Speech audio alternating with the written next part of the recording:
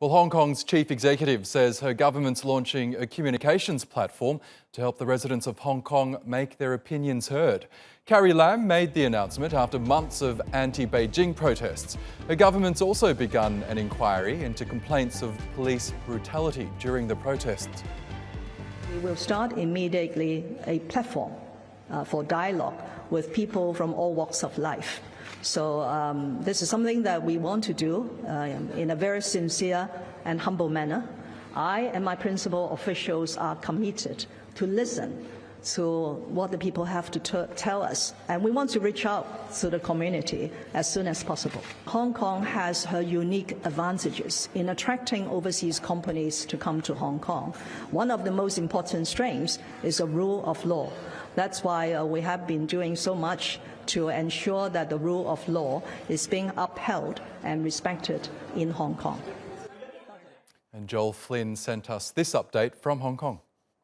Well, Carrie was very clearly intent on heralding what happened this weekend as a turning point in the recent unrest. Frankly, it is unlikely that that is going to be the case, though. While protesters have tried hard to ensure rallies over the last couple of days concluded peacefully, their anger continues and also explains why hundreds of thousands of Hong Kongers stood for hours in the rain at those very rallies. Let's also not forget that substantial numbers of those people are also calling for the chief executive to step down as well.